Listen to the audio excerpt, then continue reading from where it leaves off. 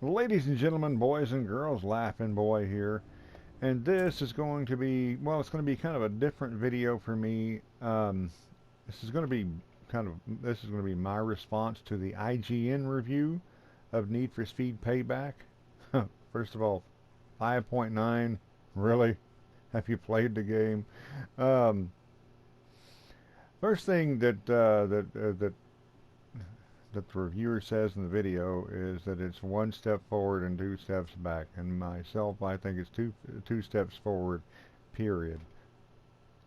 And I'm going to refrain from commenting on the IGN reviewer. um, it says that it fixed a lot of the issues from the old one, which it did, but it also says it brushed off some of the things that were accomplished in the old one, which I do not see. Um, I do have a list here. Well, again, yes, they did go in there and they fixed a lot of the issues from from the 2015 game. Ghost listened to what we had to say and answered it, and they fixed what it was that we had problems with. Now, this game absolutely is not perfect, but it is a step in the right direction. It is a very good game, very enjoyable game. Let's see. Yeah, they did bring back things from the older games, and they also brought back I mean, people from the older games. Who is Aki this? Kimura for one of them. I'm probably Not before you mispronouncing that, answer but anyway, seriously. um, they brought back several things from the old games, including breaking the billboards. Granted, breaking the billboards kind of has a different purpose in this game, but it's still fun. They also brought back a lot of things from, they brought back things from a lot of different games. Mainly this. The derelict system, it does remind me quite a lot of the crew, but it is still very different. Let's see. He also said this one isn't as pretty as Need for Speed 2015. I happen to think it looks pretty good in the daylight and in the dark. Like I was watching Born 1.5 earlier today, and one thing that he pointed out is that it is easier. It is much easier to make a game look better when it's got low ambient light. Um, let's see. Uh, he compared the actions, the action sequences, and like the heist and such as that, to Stuntman, and says and he complained that that those kind of things we're taken out of, and it was replaced by cutscenes. So we didn't actually do the tricky parts like climb out of the car and jump on top of on top of the truck and climb into the thing. But this isn't Stuntman. This is a racing game. Damn, so close. Now, this is an action racer. We're not playing Stuntman. We're not playing GTA. We don't get out of the car at all. Okay, cops. He actually got that right. I've heard a lot of people complain about the cop system. Now, myself, I do wish that there were free roam cops, and I wish that there were places we can go and find the free roam cops and engage them and lose them in a creative way. And maybe even unlock things or have some kind of award for doing for doing so, reaching doing breaking things or making speeding, doing 200 miles an hour in while while we have cops on us, or something. Anyway, that is something that they did, have in 2015 that they do not have here. Um, but I would rather it be a side goal and not a main mission. He did also, he made mention of overly hostile AIs. Yeah, have you raced in GTA lately? Anyway, yeah, no, I don't, I would say hostile, yes. Overly hostile, absolutely not. Let's see. Yeah, sometimes the respawns are buggy. And yes, if you go into a race and your car, the race recommends 225, like this one I'm about to get into, and your car is a level 170, guess what? You lost. It's just that simple. If your car's not good enough, then yeah, you can expect to be spanked. You know, unless if you want to go in there and you want to do a little underdogging and think you can get it done, then you know, go right ahead. But don't think it's going to be a picnic. It's going to be difficult. Let's see. He made a comment about the hokey lines that some of the characters, some of the bosses make. Again, this is an action racing game. And, you know, well, just seriously, did you play 2015? Hokey lines? Okay. Anyway, yeah, and yes, it's a racing game. These are not, these should not be a surprise to you. These are things that have been in any Need for Speed racing game that had a story.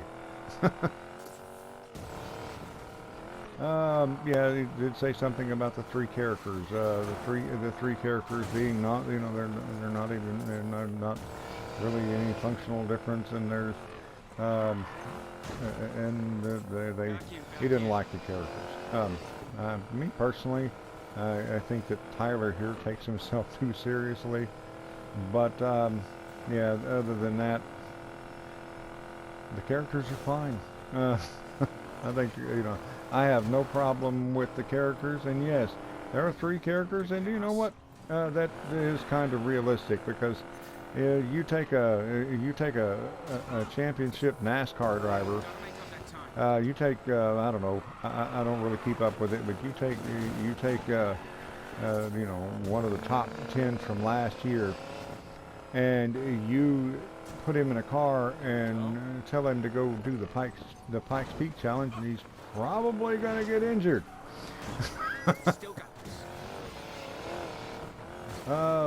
Because I mean, they're different. This guy, you know, the one that does the street racing, he does the street racing. Street racing is not the same as dirt racing. You know, it's so yeah, it kind of makes sense that these characters, each one of them, is better at these things than these things. Just saying. He did complain about the customizations. Really? Now I'm gonna go ahead and cut this right here. I'm gonna show you what happens when I win the race. Okay, I won the race. Now, what happens here is I get money. And well, I may get a little bit more money if I got the side bet and you know, whatever. But then we come to this part. We have speed cards. We have 3 mystery speed cards, and we have to pick one blindly and get whatever is there. But we do not have to equip that. And guess what? It's free. We don't have to pay for this. This is the part that we got. This is not us walking into a parts house blindfolded and throwing darts. And not only that, let me since we're talking about parts houses. Okay, I moved the camera. I'm down here. Anyway, so now here, this is the parts store. Here's the parts that I have equipped on the car. I can come in here and I can look and I can see what I have and what parts that I need to be looking for. Here are the parts that are available. These tell me exactly what they are, what bonuses come with the part, what brand they are, what level they are. And now and you can go over here again. You can switch back and forth. You can look, see what's on the car, and what you're looking to improve.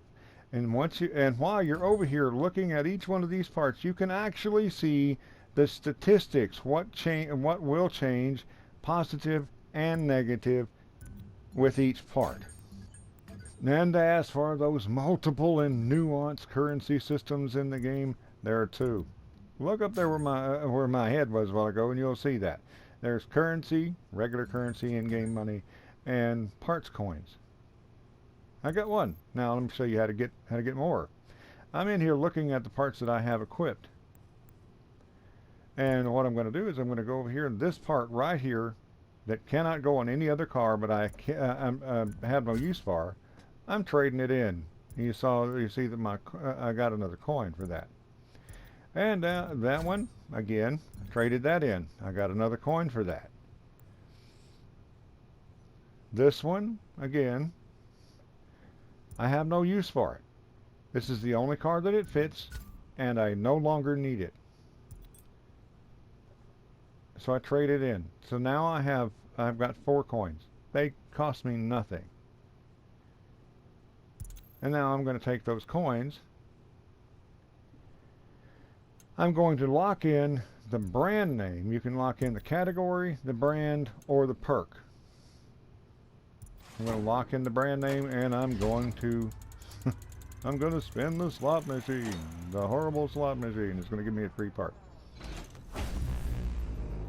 And it happens to be an exhaust that is better than the one that I've got, that has perks, and it has the brand that I want on my car. The reason I want that, by the way, is if you have 3 of a brand, you get a bonus to your performance stats.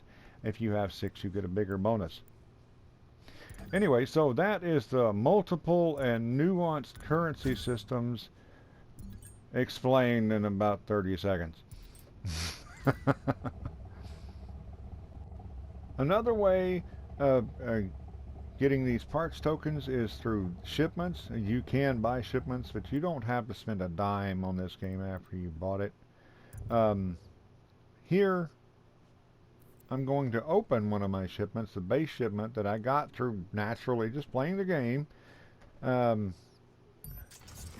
What I got here, these are random. I got 6 part tokens. I got green NOS and $20,000 in in-game currency. Also, I have somewhere along the line playing the game, I gained a premium shipment. Now, I bought the deluxe edition, so it came with 5 premium shipments. So I picked up one extra one somewhere along the lines, and I'm not exactly sure where that is. I have not opened those yet. I may do that on a live stream. Now, as for paying to win, I really wouldn't call this paying to win, but you can actually spend real money to buy those shipments for your game if you so choose to do so. Then, you know, more power to you. I don't think it's going to affect the rest of us at all. And now for the visual customization. Now, the IGN reviewer, he complained that you have to perform a certain task to unlock these visual upgrades. Now, you can't in the same video praise one video game for bringing back, you know, the good stuff from the old games, and then complain when this one does the same thing. Yes, this is a throwback. And it's not a difficult one. Look, drive at 175 miles an hour for 3 seconds. I just haven't built a car that can do that yet. Most of these things that you've seen me drive, I'm not the best. These things are not generally difficult. Beat a free mode driver, a free mode racer. Destroy 5 billboards. Now, I have not reached a multiplier of 2 in free roam or completed 3 drift zones with a 2-star rating yet. But I will. These are just things that are going to naturally occur in a game. In the game. I'm here to have fun. I'm playing this game to have fun. These things that it's asking you to do are fun. So, you know, I don't really see anything here to complain about. Now, is this game perfect? Absolutely not. In fact, there is one complaint that one thing that really irritated me about this game, and it does have to do with the performance modification system. As you can see here, I'm driving the 55 Chevy Bel Air. This is one of the derelicts that I posted a couple of videos. I'm going to post the rest of the videos fairly shortly. Well, anyway, so this car, I built it, I restored it as a grip racer. Now this car, well, I call it the grip racer. It's a race class vehicle, and of course, in order to get to that point in the game, I actually had to have a race class vehicle, and that race class vehicle I actually had to put work into, put money into, you know, get parts and upgrade those parts and replace those parts and get better parts, and well, not replace the parts, but I mean just in order to upgrade them, I'd have to go and get another, you know, get more parts that are better, and more parts that are better, and keep going back to the parts house and get better parts. And I'd gotten up to 5, 6, 7 levels, 5, 6, and 7, and you know, on that car, and well, I wanted to replace that car with this car, so I decided. So I went to the parts house expecting to find comparable parts at the parts house for this car. The parts cannot be exchanged. I can't take the parts off of that car and put it on this car. That does make sense. But what I found when I got to the parts house was that what was available for this car were level 1, level 2, level 3, maybe a level 4. And that was for every one of those derelicts that I was trying to build, and I was trying to start over with and build up to replace the vehicles I already had. So what I had to do is I had to go out there and I had to go find events that had done, you know, I had to go find races that I'd already completed, and try to win those again. Buy the parts that were available at the parts house, and try to build the car up a little bit, and then improve from those parts to the next parts, and now those parts to the next parts, and then finally get back up to where I started. So, yeah, this game is definitely flawed. However, is it an enjoyable game? Absolutely. In fact, I think I would give it probably a 7.8, 7.9. But that IGN review that I watched, I'd give that a 1.2. In fact, I did. Anyway, I do intend to put the link to that horrible review in the description below. So if you want to go and check that out. But anyway, um, I thank you guys for watching the video. I hope that you found it informative, and hope you enjoyed it. Please remember, not only for myself, but for any video that you happen to see out there, please remember to leave a like if you liked it. Thank you very much for watching. Have a wonderful day. Laughing Boy out.